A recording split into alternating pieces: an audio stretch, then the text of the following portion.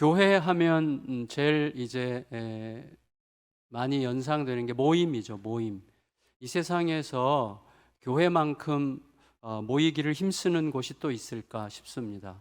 아마 교회보다 모이기를 힘쓰는 공동체가 또 있을까 생각하게 되는데, 초대교회 때부터도 그랬고 또 지금까지도 교회는 뭐 예배를 위해서, 친교를 위해서, 또 활동을 위해서, 소그룹을 모임으로 봉사를 위해서, 정기 행사, 뭐 특별 행사, 이렇게 끝없이 모이죠. 그야말로 모임으로 시작해서 모임으로 끝나는 게 교회인 것 같아요. 지금도 우리가 이렇게 모여 있지 않습니까?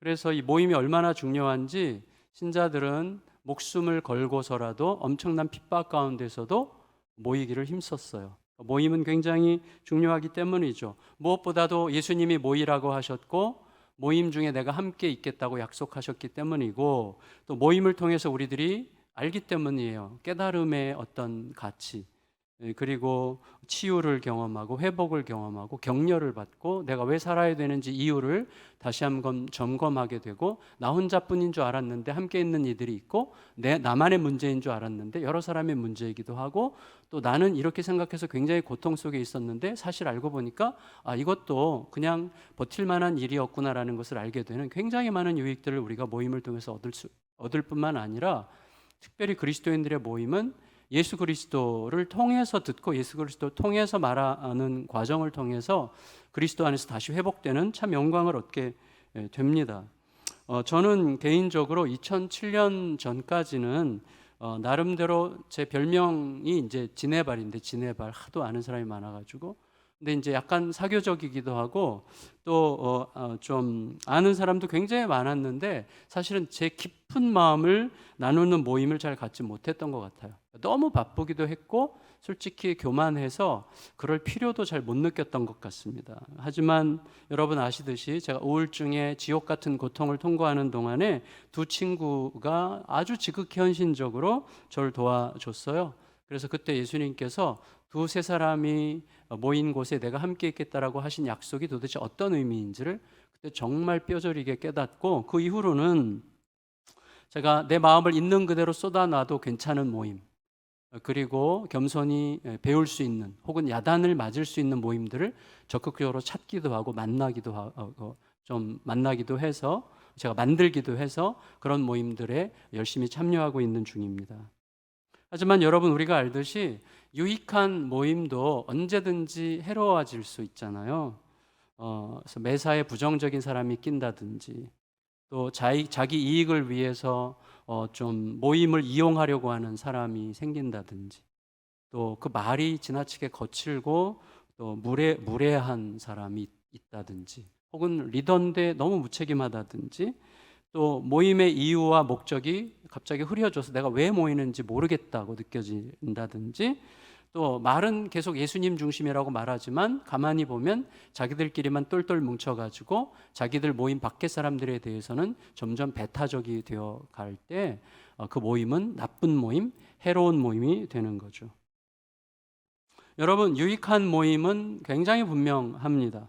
모일수록 예수님을 더 사랑하게 되고 모일수록 서로를 더 신뢰하게 되는 모임이죠. 자아가 계속 성장하는 게 너무나 분명하기 때문에 영혼이 자꾸 뿌듯해지는 그런 모임입니다. 사람과 세상에 대한 포용력이 점점 넓어지게 하는 모임, 그리고 이웃과 세상을 복음으로 유익하게 하는 게 뭘까를 자꾸 생각하게 하는 모임, 이것이 유익한 모임의 전형적인 특징이라고 할 수가 있겠습니다. 그리고 해로운 모임과 유익한 모임 사이에서 결정적으로 중요한 것은 내가 무엇을 추구하느냐 하는 거예요. 내가 추구하는 바에 따라서 모임이 결정됩니다. 내가 무엇을 추구하는 바에 따라서 그런 모임이 보여요, 그런 모임이 붙어요, 그런 사람들이 오게 되는 것이죠. 그래서 뒷담화로 인생을 허비하는 사람들은 그런 동료들끼리 자꾸 더 모이게 됩니다. 그리고 예수 그리스도를 쫓는 사람들에게는 그 비슷한 사람들과 어울릴 기회가 자꾸 더 보이고, 그래서 그런 모임을 통해서 유익을 더 얻게 되는 것이죠. 그런데 이 땅의 모든 모임들 중에서 가장 신비하고 가장 아름답고 의미 깊은 모임이 있다면, 딱 하나를 꼽는다면 성만찬입니다. 그거는 제가 이 시간에 성만찬입니다라고 말할 때 여러분의 마음속에 기대감이 있기를 바라요. 그냥 맞아 그런 거지 이렇게 생각하지 않기를 바라요. 왜냐하면 성만찬은 우리 개신교회가 잃어버린 굉장히 중요한 유산인데, 잃어버린 유산이죠. 이걸 회복해야 되는 거고 그 안에 엄청난 의미가 있는데 우리가 잘 누리지 못했던 거죠. 사실은 그것은 여러분들의 책임이 아니라 목회자들과 교회 리더들의 책임이죠. 그걸 이제 회복하는 운동이 어디선가 일어나고 있긴 한데, 어쨌거나 오늘은 긴 얘기를 드리기는 어렵지만 좀 핵심적인 내용들 위주로 말씀드린다면 그런 것일 것 같아요. 그러니까 하나님의 은혜를 누리는데, 지금 말씀을 통해서도 은혜를 누릴 수 있잖아요. 근데 말하고 듣고잖아요. 그런데 성만찬은 뭐죠? 보이는, 맛보는 메시지죠. 눈으로 보고 냄새를 맡고 혀로 느끼고 그리스도의 몸이 내 온몸의 오감을 통해서 확인되면서 내 몸을 사로잡는 그런 은혜의 수단이라는 말이죠. 그래서 그렇게 내가 온몸으로 하나님의 은혜를 감지하는 동안에 예수님과 연합하고, 그리고 예수님과 내가 연합하는 것을 넘어서 함께하는 동료들과 가족들로 연대하게 되는 그런 시간입니다. 하나님의 아들의 죽음, 하나님의 아들의 죽음, 이게 좀 신의 죽음이죠. 생명의 원천의 죽음이죠. 그러니까 이해할 수 없는, 그러나 신비한 능력을 경험하게 되는, 그래서 하나님의 아들의 죽음을 기념하면서 다시 태어나는 희열을 느끼게 되는 거죠. 그러니까 누군가의 죽음, 나의 구원자의 죽음을 기억하면서 어떤 희열을 기억해요. 다시 태어나는 느낌을 갖게 되는 것이죠. 그래서 내가 본래 어디 있어야 되는지 내 본연의 자리로 돌아가게 하는 힘이 거기에 있습니다. 하지만 너무나 안타깝게도 고린도 교회의 성만찬은 분열과 상처만 남기는 아주 해로운 모임으로 전락했어요. 결론적으로 말하면 예수님의 이름으로 모여서 예수님의 이름을 거스르는 이상한 모임이 되어버린 것입니다. 17절에서 20절까지 같이 읽겠습니다. 17절에서 20절 시작. 내가 명하는 이 일에 너희를 칭찬하지 아니하나니 이는 너희의 모임이 유익이 못되고 도리어 해로움이라. 먼저 너희가 교회에 모일 때에 너희 중에 분쟁이 있다 함을 듣고 어느 정도 믿거니와 너희 중에 파당이 있어야 너희 중에 옳다 인정함을 받은 자들이 나타나게 되리라. 그런즉 너희가 함께 모여서 주의 만찬을 먹을 수 없으니. 이 19절 말씀, 너희 중에 파당이 있어야 너희 중에 옳다함을 인정함을 받은 자들이 나타나게 되리라. 이 말씀은 사실 상당히 좀 약간 냉소적인 표현이에요. 자기만 옳고 남은 틀렸다라고 주장하면 파당이 안 생길 리가 있겠어? 뭐 이런 식의 약간 냉소적이고 좀 비아냥하는 그런 표현인데, 여러분, 우리를 예수님에게 연합시키고 그리고 우리를 서로에게 연합시키는 성만찬에서 분열이 일어난다면, 성만찬을 함으로써 분열이 일어난다면 그건 성만찬이 아닌 거죠. 그래서 왜 이런 일이 생겼는지, 그래서 이런 일의 진짜 실체가 뭔지, 그리고 그러한 상황에 대한 사도 바울의 대답은 뭔지, 그리고 그것이 오늘 우리에게는 어떤 식으로 적용될 수 있는지, 이 세 가지 차원에서 이야기를 나누도록 하겠습니다. 첫째, 고린도 교회의 성만찬 문제의 핵심이 뭔가 하는 거예요. 21절, 22절 읽겠습니다. 21절, 22절 시작. 이는 먹을 때에 각각 자기의 만찬을 먼저 갖다 먹음으로 어떤 사람은 시장하고 어떤 사람은 취함이라. 너희가 먹고 마실 집이 없느냐? 너희가 하나님의 교회를 업신여기고 빈궁한 자들을 부끄럽게 하느냐? 내가 너희에게 무슨 말을 하랴? 너희를 칭찬하랴? 이것으로 칭찬하지 않노라. 제가 최근에 일요일의 역사라는 책을 이제 읽게 됐는데, 그 책에 보니 아시는 분들도 계시겠지만 초대교회 예배에는 안식 후 유대인들이 지켜왔던 안식, 우리로 치면 금요일 밤에서 토요일 밤까지거든요. 여러분 아시죠? 유대인들의 날짜는 시작이 저녁이고 끝이 또 그 다음날 저녁이에요. 저녁에 시작해서 저녁에 끝나요. 우리는 아침에 시작해서 밤에 끝난다고 생각하는데, 그래서 안식일이 끝나는 날이 토요일 저녁이란 말이죠. 그래서 보통 그리스도인들이 된 분들은, 유대인들로서 그리스도인이 된 사람들은 안식일도 지키고 주일도 지켰는데, 사실은 그 당시에는 공휴일이 없어요. 일요일이 공휴일이 된 것은 그 AD 4세기경이거든요. 콘스탄티누스 대제가 신자들에게 예배드릴 시간을 주기 위해서 일요일을 공휴일로 만든 거거든요. 그전에는 공휴일이 없어요.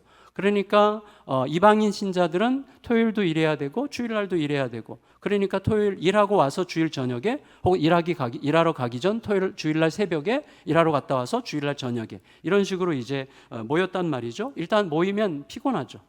근데 일단 모인 상태에서 이제 자연스럽게 서로 인사하고 또 말씀을 읽고, 그리고 누군가가 자연스럽게 설교를 하고, 그 공동 기도를 하고, 그다음 평화의 입맞춤이라는 게 굉장히 중요했어요. 초대교회 때는. 그래서 평화의 입맞춤을 어떻게 했는지는 정확하게 모르겠지만 그게 굉장히 중요한 의식에 포함되어 있었고, 그다음에 식사교제, 모일 때마다 식사교제를 했고, 그다음에 성만찬, 이런 식으로 이제 이런 요소들로 진행이 됐거든요. 그리고 이제 어떤 형태냐면 집주인이 준비하거나, 보통은 이제 각각 나눠서 사람들이 이제 음식을 준비해 갖고 와가지고 함께 나눠 먹는 이제 방식이었어요. 그리고 적당히 나눠 먹다가 시간이 웬만큼 되면 떡과 포도주로 이제 성찬식을 진행하기도 했다고 합니다. 그리고 식사는 항상 좀 넉넉하게 준비를 해서 그 예배에 그날 무슨 일이 있어서 참석 못한 분들에게 또 갖다 주는, 이런 아주 굉장히 아름다운 모임이죠. 그러니까 저는 이 그림을 한번 제가 지금까지 말씀드린 짧은 이 내용을 가지고 머릿속에 한번 그려보세요. 굉장히 아름답죠. 동시에 위태롭죠. 아름답고 위태로운 형태라고 할 수가 있습니다. 여러분, 모든 아름다움은요, 전제가 깔려 있어요. 이타적인 인내와 기다림이 필요하고요, 타인을 배려하는 섬김이 있을 때만 공동체적 아름다움이 유지되는 거예요. 여러분, 우리가 뭔가를 누리기 위해서, 우리가 여기서 지금 예배를 드리기 위해서 누군가가 지난 일주일 내내 여기를 청소한 거예요. 그러니까 누군가의 수고와 헌신이 있으므로 우리가 누리는 거란 말이죠. 그러니까 그건 아름다운 일이지만 위태로운 일이죠. 지칠 수 있고 짜증날 수 있고 손해보는 것 같이 느껴질 수 있고, 왜 나만 헌신해야 돼? 이런 마음이 들어갈 수 있잖아요. 누구에게나 그럴 수 있기 때문에 매우 아름답고 그리고 위태로운 모임이라고 할 수가 있는 것입니다. 그러니까 우리들의 자기중심적인 본능이라고 하는 것은 아름다움을 유지하는 이타적인 인내나 기다림이나 타인을 배려하는 섬김이나 이런 것들에 저항하는 그 힘이잖아요. 그게 우리의 자기중심성 아니겠어요? 그러니까 위태로울 수 있는 것이죠. 우선 문제는 그 당시에 그 예배 환경이라든지 문화에 좀 이런 여지가 있었어요. 갈등이 생길 여지가. 아까 말씀드린 것처럼 일을 다 끝내고 와서 이제 예배를 드리거나, 또 일하러 가기 전 급하게 짧게, 그래서 그 일요일 날 새벽에 예배가 드려지기 시작하면서는 성만찬이 식사가 점점 생략되고, 아주 우리처럼 막 다 썰어가지고 주고 막 간략한 형태의 그런 이제 성찬식으로 조금씩 바뀌기 시작했다고 해요. 그런데 그 전에는 이제 식사를 하는 거죠. 같이 식사 교제가 굉장히 중요했는데, 근데 이제 일하고 와야 되는 것이죠. 그러니까 여러분, 남의 집 종살이 하는 분들 중에서 크리스찬들이 그 당시 굉장히 많았는데, 남의 집 종살이 하는 분들이나 하루 종일 고되게 일하고 늦게 이제 와야 되는 분들은 사실은 음식을 준비해서 갖고 올 시간적인 여유가 없는 거예요. 경제적인 여유도 딸리지만 시간적인 여유도 없고, 그리고 예배 시간에 맞춰서 오는 것마저도 아주 빠듯했단 말이죠. 그러니까 이분들은 그야말로 참석하는 것만으로도 격려받아야 되는 이제 그런 분들인 거였죠. 그런데 당대 문화 자체가 부자와 빈자 사이의 이 차별과 격차가 너무나 자연스러운 거예요. 우리나라는 6.25를 거치면서 소위 우리나라의 큰 특징 중에 하나가 뭡니까? 예, 그 동등성이 굉장히 강조되는 것이죠. 차별에 대해서 굉장히 예민하거든요. 왜냐하면 6.25로 모든 게 제로가 됐기 때문에 거기서부터 똑같이 시작했다는 의식이 모두에 깔려 있다는 거예요. 이게 이제 제 이야기가 아니라 유명한 우리나라 사회학자의 분석인데, 근데 사실 유대인 사회에서는 차별이 정상이에요. 그들에게 일상적인 문화예요. 근데 그게 사실은 교회 안에까지 그대로 들어오는 거예요.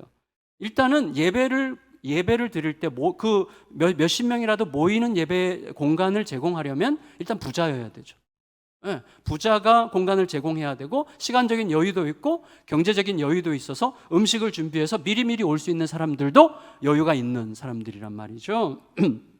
그리고 집 구조 자체가 일단은 그 내실이 있고 안마당이 있는데, 내실에는 좀 10여 명이 좀 식사할 수 있는 실내 공간이에요. 그거를 트리클리니움이라고 불렀다고 해요. 그리고 앞마당에는 한 30명, 40명 정도가 앉거나 서서 식사할 수 있는 마당 공간이 있어요. 그것을 아트리움이라고 하는 앞마당 공간인데 참 얄궂게도 음식의 질이 달랐어요. 그 당시 문화가. 내실에서 먹는 사람들은 상류층이고 앞마당에서 서서 먹거나 앉아서 먹는 사람들은 좀 하류층인데 음식이 달랐어요.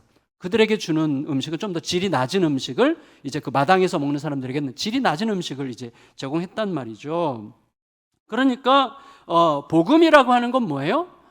이러한 우리의 몸에 배 있다고 할지라도, 이게 엄연한 문화적 전통이라고 할지라도 복음은 이 모든 차별적인 문화에 저항하는 능력이거든요. 그래서 세상이 더 밝아지고 더 살만하고 더 모두가 다 함께 행복할 수 있는 세상으로 점점 갈 수 있게 되는 것인데, 이 복음의 그 저항적 능력, 이런 차별적 문화에 대한 저항하는 능력이 있음에도 불구하고 고린도 교회는 그러지 못한 거예요. 그래서 그들에게 너무나 자연스러운 당시의 차별 문화에 저항하기는커녕 부자들이 꼴랑 자기들 먹을 것만 챙겨 갖고 와가지고 자기들끼리 이렇게 먼저 내실에서 식사를 끝낸 거예요. 그러니까 음식을 준비할 시간도 없고 하루 종일 고되게 일하느라고, 남의 집 종살이 하느라고 애써서 일하다가 그냥 그 시간 맞춰서 오느라고 막 헐떡거리면서 온 사람들, 그분들이 좀 늦게 도착한 다음에는 정말 너무나 서러운 이 허기짐을 아는 채 예배를 드리니 그게 어떻게 예배가 되겠느냐 하는 것입니다. 바울이 굉장히 예민하게 비난하는 이유가 바로 그거였습니다.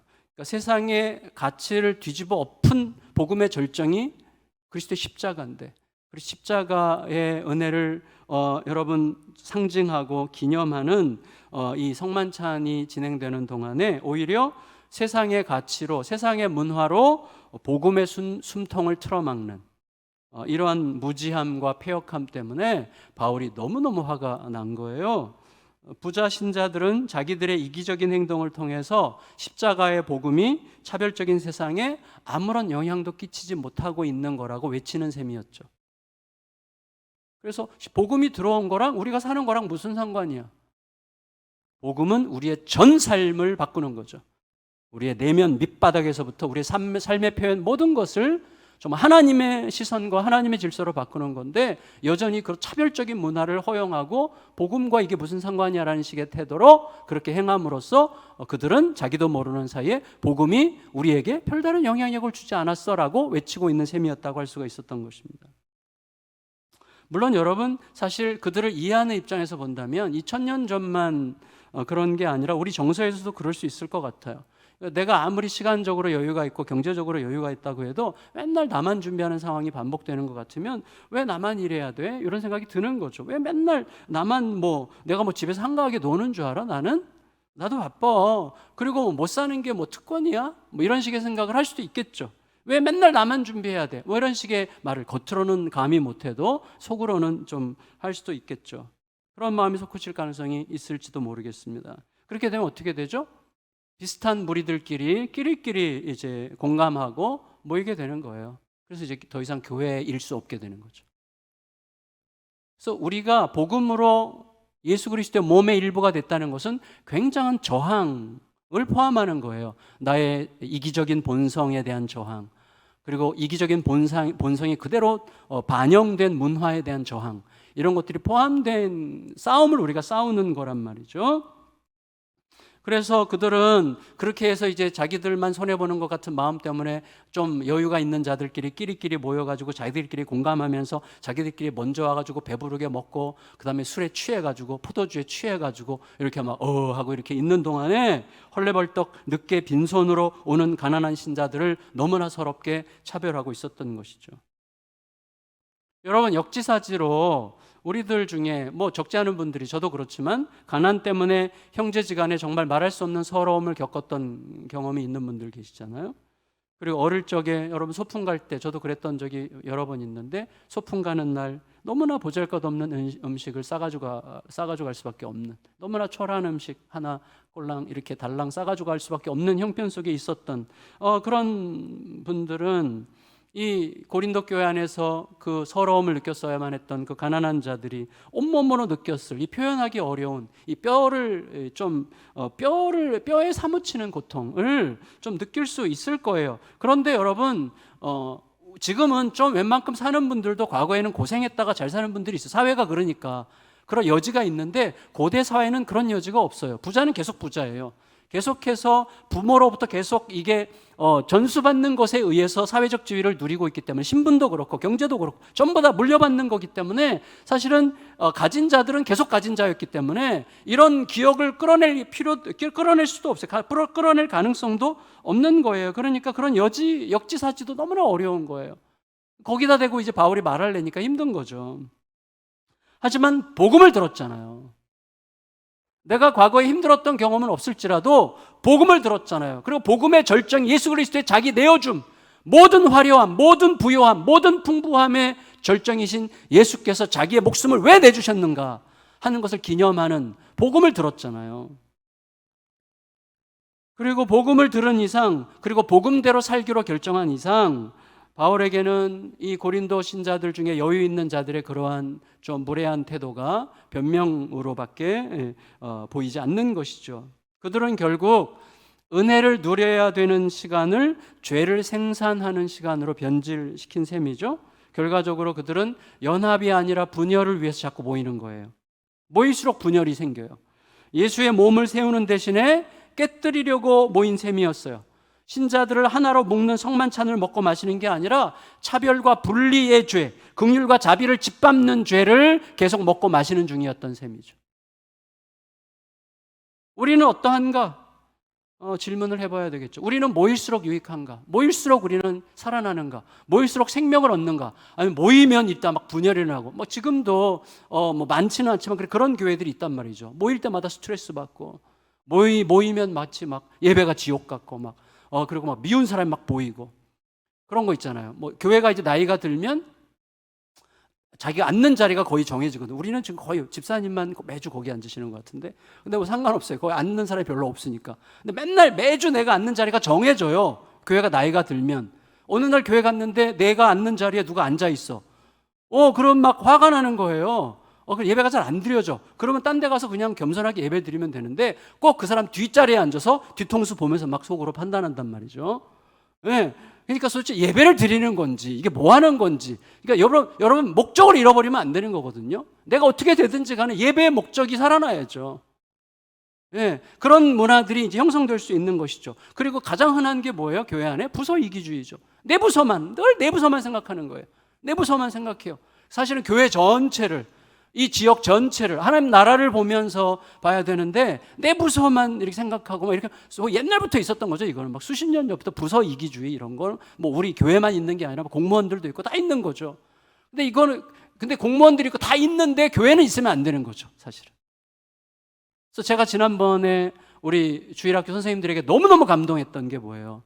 자기 부서에서 그렇게 열심히 섬기고도 다른 부서 교사가 부족하다고 또 가서 섬기고. 얼마나 위대한 모습입니까? 진짜 너무너무 감동했거든요, 제가. 그러니까 그런 거죠. 교회는 그래야 되는 거죠. 어디에 다 있더라도 그게 아니면 교회에서는 그런 게 없어야 되는 것이죠.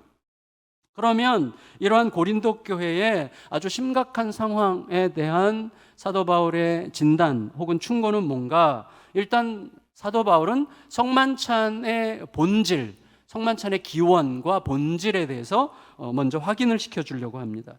23절에서 26절까지 읽겠습니다.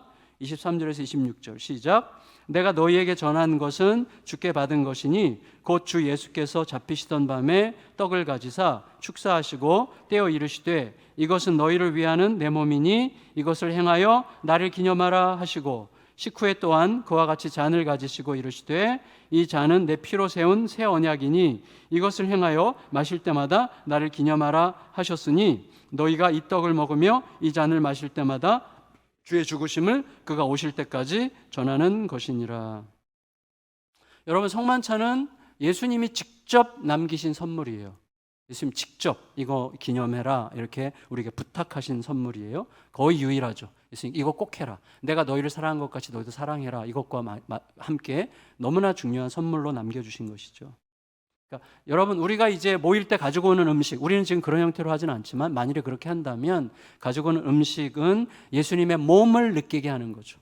가져와서 하나로 모아졌는데 그걸 또 각자가 먹으면서 우리를 위해서 떼어주시는 예수님의 몸을 느끼는 거죠.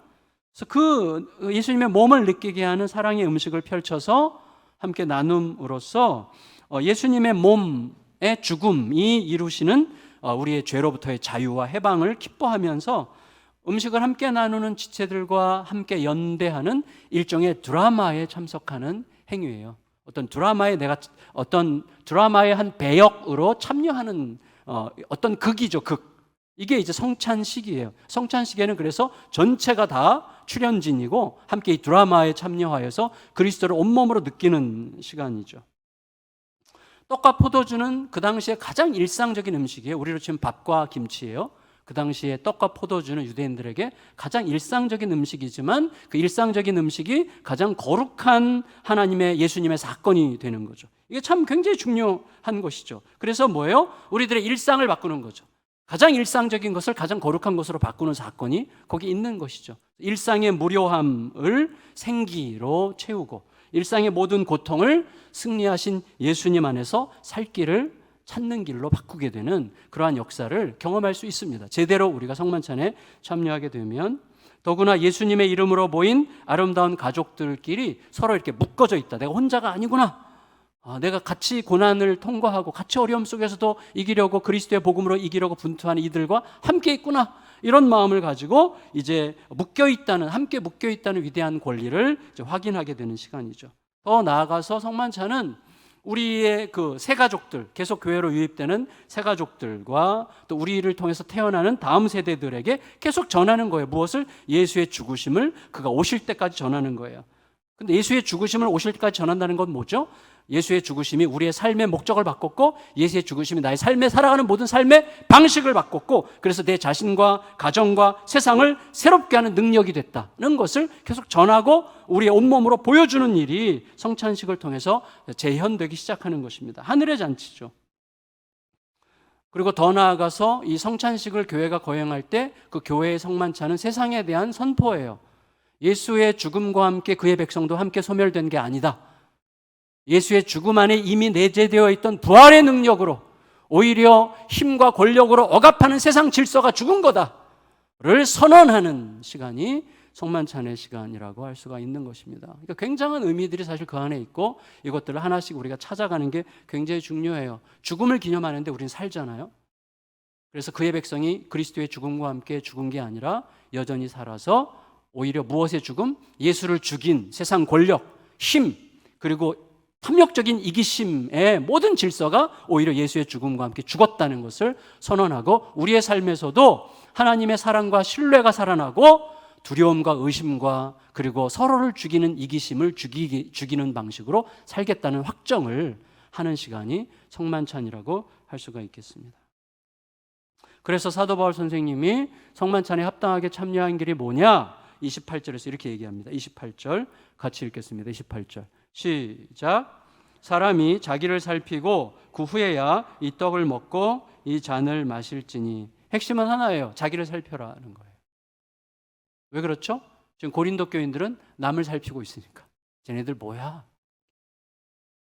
여러분, 성만찬에 참여하는 자는 먼저 자기를 살피고 참여해라라고 할 때 보통은 이것을 너무 쉽게 그래 내가 죄가 있는지 없는지 성만찬에 참여할 만한 더러운 짓을 했는지 안 했는지 나를 점검해야지 이런 식으로 적용할 수 있지만 맞아요. 그런 것을 포함할 수 있습니다. 하지만 오늘 맥락에서 좀 더 정확하게는 이런 거예요. 빈손으로 늦게 오는 지체들을 바라보는 내 마음을 복음에 비추어 보라는 것입니다. 다른 사람들을 내가 어떤 눈빛으로 보고 있는지 계속 판단하고 정죄하고 심판하는 눈으로 보고 있는지 아니면 그리스도가 나를 받으신 것처럼 그렇게 그를 헤아리려고 받으려고 보는 건지. 어떤 분이 그러시더라고. 이 말씀을 가지고 어떤 목사님은 그렇게 적용하신 적이 있어요. 저는 예배 시간에 늦게 오는 분들을 늦게 오지 못하게 하기 위해서 예배 시간 딱 시간이 되면 문을 딱 걸어 잠그는 것을 반대합니다. 그가 어떤 사정에서 늦게 왔는지도 모르는 채 어떻게 막 고군분투하면서 그래서 예배 중간이라도 참석하려고 왔는지 모르면서 예배 시간을 지켜야 된다는 것을 선전하기 위해서 예배문을 걸어 잠근다는 거 저는 이거 반대합니다라고 얘기할 때 그분의 그 눈빛과 가슴에서 성도들을 사랑하는 마음이 막 쫙 오더라고요. 맞다. 저도 그런 생각을 잘 못 해봤는데 너무 참 좋은 시선이다 이런 생각을 하게 됐어요. 그러니까 여러분 오늘 본문의 맥락에서 자기를 살피라 그 말은 뭐예요? 늦게 그것도 빈손으로 오는 연약한 자들을 헤아리고 있는지 그들을 향한 내 마음을 복음에 비추어서 살펴보라는 말씀입니다. 여러분 맨날 나를 살펴야 되는데 남을 살피면 어떻게 돼요? 야 쟤네들 뭐야? 맨날 저렇게 빈손으로 뭐야 도대체 벼룩도 낯짝이 있지 뭐 이렇게 생각할 거 아니에요? 어디 하루 이틀이야? 이해하는 것도 한계가 있는 법이야 뭐 이제 이런 식으로 이야기하는 거죠. 그건 뭐예요? 자기를 살피는 게 아니에요. 남을 살피는 거죠. 그러니까 여러분 그런 태도로는 성만찬에 참여하지 말라는 거예요. 너희가 성만찬에 참여하려면 먼저 자기 자신을 살펴라. 나를 살피는 건 뭐예요? 이렇게 생각하면 되겠죠. 뭐 우리가 다 할 수 있는 이야기인데 나나 저 사람이나 하나님 앞에서 아무 차이가 없는데 대체 나 같은 게 뭐라고 난 이런 여유를 가지게 된 걸까? 나는 저 사람들이 얼마나 힘들지 헤아릴 수 있을까? 어떻게든 예배에 참석하려고 늦게라도 오는 저 마음을 귀히 보려고 하는 마음이 나에게 있는가? 하나님은 분명히 저분들을 섬기는 게 나에게 유익이라는 걸 아셔서 이런 상황을 허락하신 게 분명할 텐데 주님 부디 제가 인색한 마음으로 저들을 비난하지 않도록 저를 지켜주세요. 기쁨으로 기꺼이 나누는 지치지 않는 사랑으로 끝까지 돌보고도 행복할 수 있는 은혜를 주세요. 이게 나를 살피는 거잖아요. 자기를 살피고 참여하라는 거예요. 그래야지 교회가 되는 거죠. 여러분 예수 그리스도가 자기의 살을 찢기고 피를 흘리신 것을 기념하면서 이런 생각도 못한다면 도대체 성만찬을 왜 해야 되는 거예요? 그런 생각을 하라는 거죠. 그게 우리들에게 너무나 중요하다는 것입니다. 그리고 나서 합당하지 않게 참여한 결과가 뭐냐? 이렇게 얘기해요. 27절 읽겠습니다. 27절 시작. 그러므로 누구든지 주의 떡이나 잔을 합당하지 않게 먹고 마시는 자는 주의 몸과 피에 대하여 죄를 짓는 것이니라. 29절 주의 몸을 분별하지 못하고 먹고 마시는 자는 자기의 죄를 먹고 마시는 것이니라. 성만찬 마시는 거 아니야. 니네 성만찬 떡 먹고 잔 마시는 게 아니라 너의 죄를 먹고 마시는 거야. 이렇게 얘기하는 것이죠. 그러니까 여러분 성만찬에 참석하기에 합당하다는 것은 무슨 뜻일까? 합당하다. 여러분 우리 중에 깨끗함으로 순결함으로 의로움으로 성찬 참여에 합당한 자격을 확보할 사람이 있을까요? 저는 없다고 생각합니다. 지난주 우리가 서로의 속에 들어가 봐서 서로가 지난 한 주간 산 거를 우리가 다 뻔히 지금 다 들여다보고 있다면 우리 중에 누구도 성만찬에 참여할 자격이 있다는 것을 우리는 인정할 수 없을 거예요. 합당하다는 건 무슨 의미냐면 29절에서 말하는 것에서 생각할 수 있는데 주의 몸을 분별하는 거예요. 주의 몸을 분별하고 참여하는 게 합당한 것입니다. 주의 몸을 분별한다는 게 뭐예요? 성찬에 주님의 몸을 기념하는 거잖아요. 그러니까 성찬에 주님이 현존하신다, 함께 하신다는 사실을 잊지 않는 거예요. 주님이 여기 계신다는 것을 잊지 않는 거예요. 동시에 뭐예요? 떡이 주님의 몸을 상징하죠. 마찬가지로 교회는 주님의 몸이잖아요.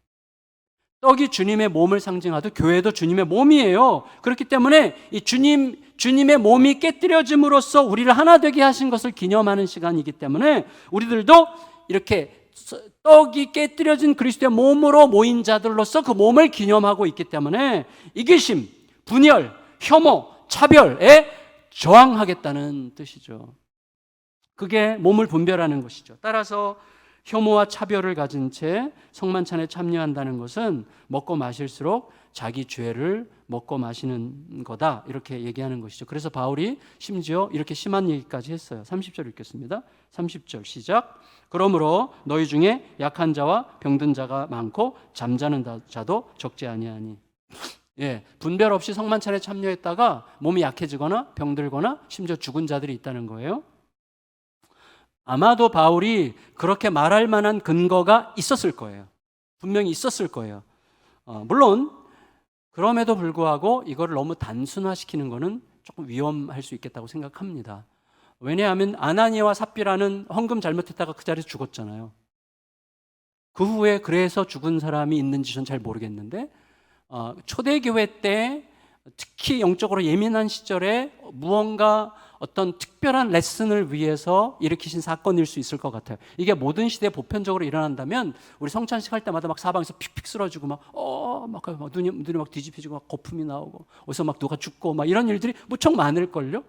네, 그런 일은 생기지 않잖아요. 제가 수년 전에 어떤 교단, 우리 교단은 아닌데 어떤 교단에서 총회 때 그 교단을 대표하는 교회들이 다 모이잖아요. 교회 목사 장로들이 다 모이는데 그렇게 많은 사람들이 모인 자리에 제일 첫 시간에 성찬식을 하거든요. 성찬 딱 준비해 놓고 두 패로 갈라져서 막 성찬대를 다건대 두고 막 주먹 다짐을 하고 싸우고 난리가 났었어요. 그들 중에 누가 병들었는지, 누가 약해졌는지, 누가 죽었는지 알 길이 없습니다. 저는 아마 거의 그런 일이 없었을 거라고 생각해요. 그래서 성만찬을 그렇게 무례하게 성만찬에 참여하는 일들이 여전히 계속되고 있는지도 모르죠.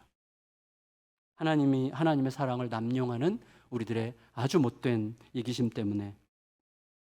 근데 여러분, 왜 이 당시에 성만찬에 참여하여 이렇게 어려움을 겪었던 일이 있다고 바울이 얘기하는가 하면, 사실 바울이 알고 있는 유대 전통인데, 유대 전통에 따르면 의인들, 그러니까 하나님 앞에서 바로 선 자들도 죄를 짓죠. 근데 의인들의 작은 죄는 징계를 통해서 다듬는 계기로 삼으시고, 악인들의 큰 죄는 내버려 두어서 마지막 형벌의 날 심판받게 함으로 돌이킬 기회가 없게 하신다는 게 유대인들의 전통이에요. 그런 것들이 어느 정도 여기에 반영되어 있을 수 있는 거죠. 그러니까 우리들의 삶 속에 좀 잦은 징계나 어려움을 통해서 내 내면을 들여다볼 수밖에 없는 그런 환경들이 계속 생긴다면 그건 하나님께서 나를 의롭게 여기시고 예쁘게 봐주신다는 것이라고 생각해도 되는 유대 전통을 우리가 인용한다면 그렇게 말할 수도 있을 것입니다. 어쨌거나 바울은 성만찬에 참여하는 태도가 얼마나 치명적으로 중요한가 하는 것을 강조하고 있어요. 그러니까 분별 없이 참여했어요. 근데도 별 문제가 없어. 계속 괜찮네, 안 죽었네, 계속 이렇게 까불 수도 있어요. 그런데 그것은 몸이 어떻게 되는 것보다 더 심각한 거죠. 계속해서 그 짓을 할 수 있는 기회를 스스로 얻고 있으니까, 그리고 그러면 그럴수록 자기 영혼을 죽여가고 있는 거죠. 훨씬 더 무서운 거죠. 따라서 몸이 어떻게 되냐 안 되냐 그렇게 중요하지 않아요. 내 영혼이 더 심각하게 죽어가고 있다는 거죠. 따라서 세상과 함께 버림받지 않으려면 자신을 미리 점검하라고 이야기하는 것입니다. 31절 32절 읽겠습니다. 31절 32절 시작. 우리가 우리를 살폈으면 판단을 받지 아니하려니와 우리가 판단을 받는 것은 주께 징계를 받는 것이니 이는 우리로 세상과 함께 정죄함을 받지 않게 하려 하심이라. 그러면 결국 마지막으로 신자들에게 그러므로 가장 중요한 건 뭐냐? 그럼 너희는 이제 어떻게 해야 되겠냐? 라고 얘기하는 건데 그 결론이 마지막 33절, 34절입니다. 함께 읽습니다. 시작. 그런즉 내 형제들아 먹으러 모일 때에 서로 기다리라. 만일 누구든지 시장하거든 집에서 먹을지니 이는 너희의 모임이 판단받는 모임이 되지 않게 하려 함이라. 그 밖의 일들은 내가 어디든지 갈 때 바로 잡으라. 가서 모여서 그렇게 막 개걸스럽게 먹고 배부르고 막 배 두드리고 막 취해갖고 있고 막 죄송해요. 제가 지금 하고 싶은 말이 여기서 참았는데 지읒 리을 하지 말고 그냥 집에서 좀 먹고 와. 먹고 와서 기다릴 힘을 좀 가지고 와. 이렇게 얘기하는 거예요. 지금 바울이 그 말도 아마 속어서 하고 싶었을 거예요.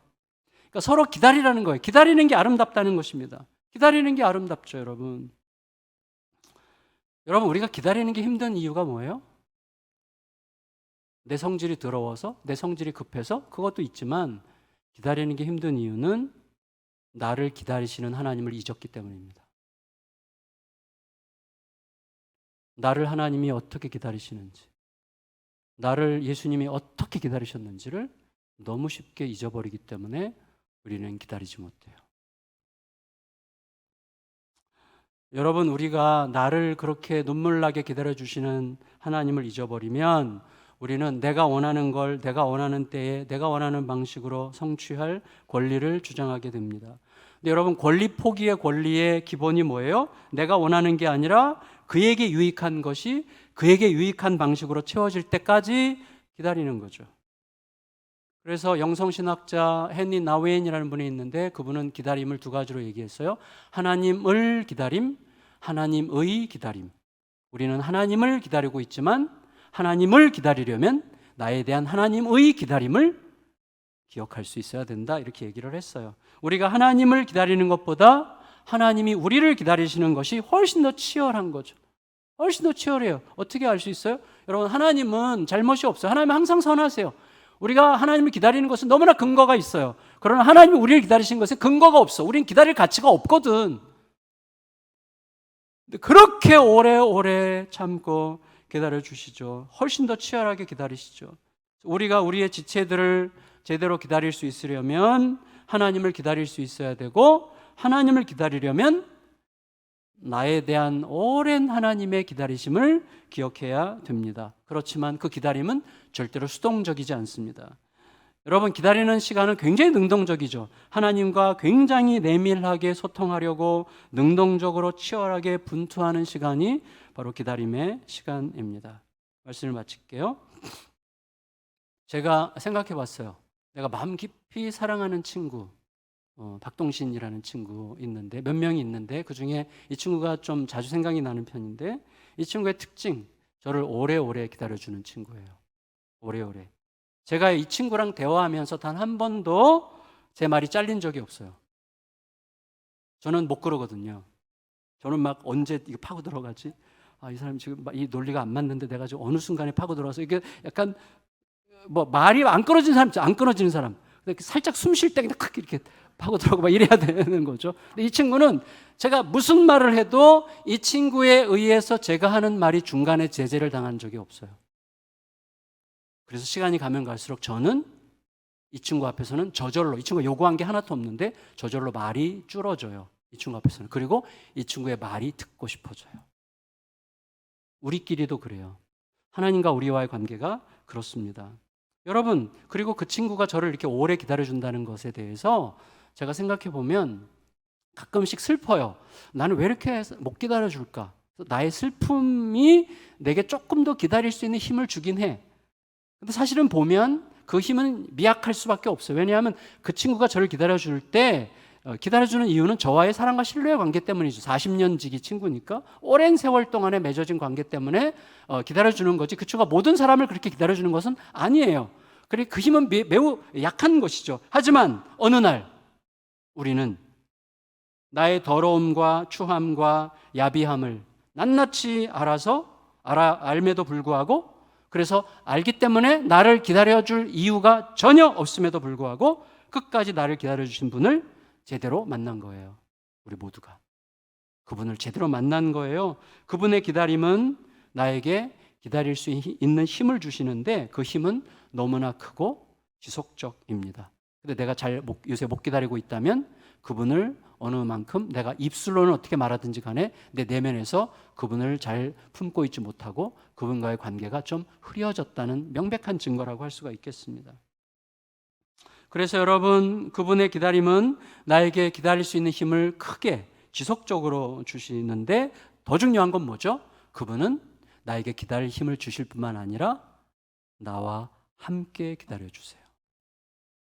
그래서 우리는 기다릴 수가 있는 것입니다. 따라서 내가 누군가를 기다린다고 하는 것은 나를 기다려주시고 나와 함께 기다려주시는 그분과 함께 기다린다는 뜻입니다. 그때 우리는 얽힌 채 묵은 관계를 좀 더 잘 회복할 수 있을 힘을 얻게 되고 모든 것을 제자리로 돌아가게 하는 은혜를 누릴 수 있게 될 것입니다. 그 은혜가 우리에게 있어서 성만찬을 포함해서 우리의 모든 삶에서, 가정에서 어디서든지 좀 더 너무 급하게 말고 좀 더 기다리며 헤아리며 하나님의 큰 시선 안에서 보려고 하는 은혜가 우리를 우리의 원래 있어야 될 자리로 돌이켜 자유케 하는 은혜를 누리시기를 예수님의 이름으로 축원합니다.